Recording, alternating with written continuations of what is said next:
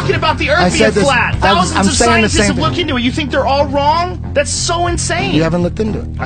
4, 3, 2, 1.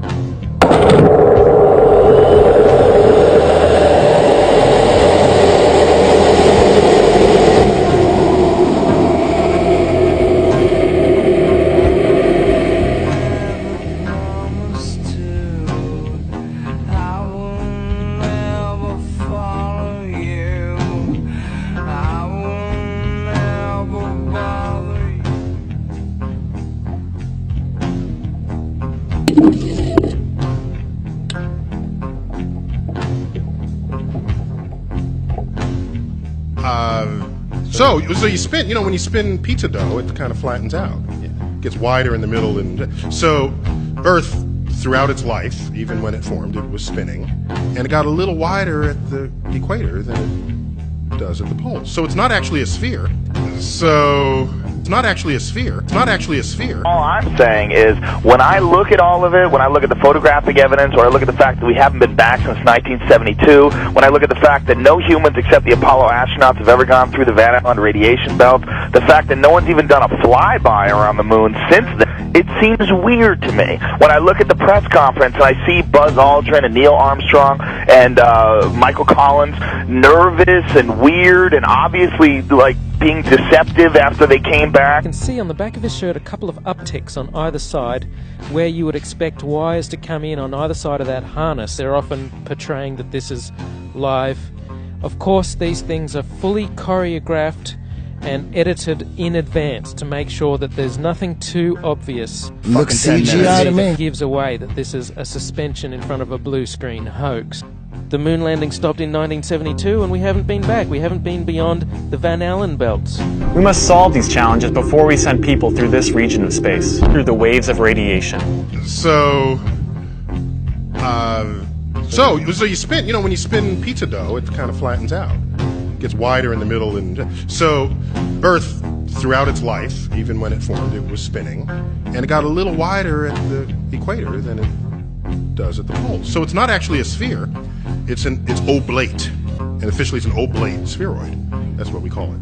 But not only that, it's slightly wider below the equator than above the equator. A little chubbier. Yeah. Chubby's a good way. It's like pear-shaped. But what? NASA's. No, I could be wrong. It could be real. There's too many things. It could be real, but they've been faking them so much they look like all those other fake ones. You've probably seen images like these from NASA. Grand and beautiful scenes of the cosmos and worlds beyond our own. I've always wondered who makes these and how do they do it? This is Robert Hurt and Tim Pyle, two multimedia artists at IPAC Caltech. Yes.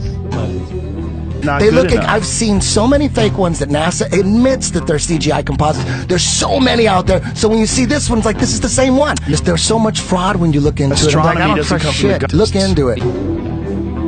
They take scientific discoveries that look something like this and turn them into something like this. The faking of spacewalks in a swimming pool. In this vid, you catch a glimpse of someone wearing a scuba tank. In 2013, a gallon of water leaked into one of their spacesuits in a matter of seconds. NASA doesn't really have a proper explanation for how on earth this could have happened. Commander Whitson making history with her record for any American. By the time she lands in September, her tally will be 666 days in space.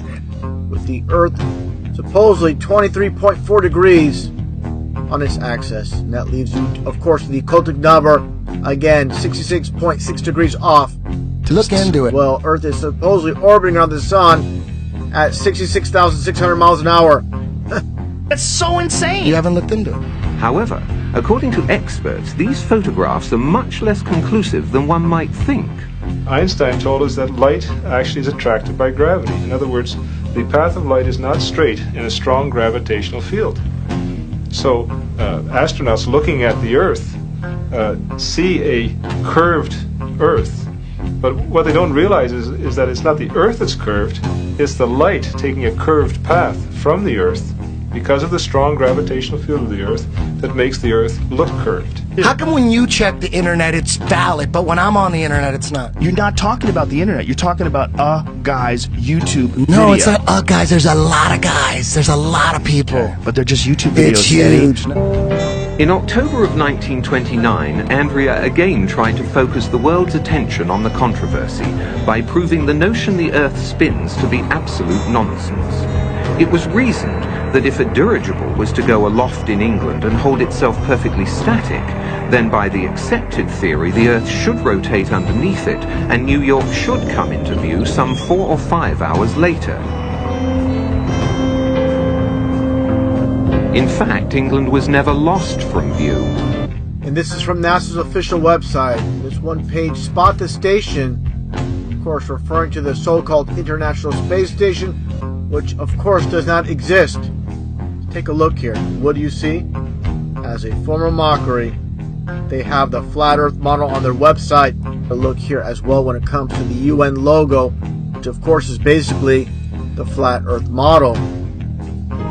Through time-lapse photography, the velocity of these clouds has been dramatically increased. While they were actually drifting over the mountains at approximately 27 miles per hour, they now have the appearance of moving at well over 100, 4 times their normal speed. If the clouds were stationary and the Earth was revolving underneath them, this is how it would appear if the Earth was spinning at 100 miles per hour. Yet we're told that the Earth is spinning at 10 times that speed.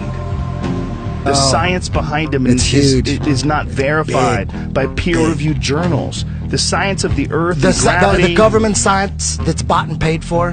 What excuse do you have here? This is from ground level. As the guy with the camera pans back, you're going to see that boat and that buoy disappear right here. There you go. Gone out of sight. Not around the so-called ball Earth. It's all due to perspective. That's simple.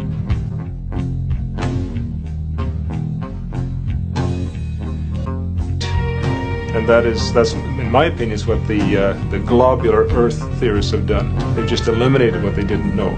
The more honest approach is the flat Earth approach, where you say, well, we don't know what's at the ends, but the ends are there.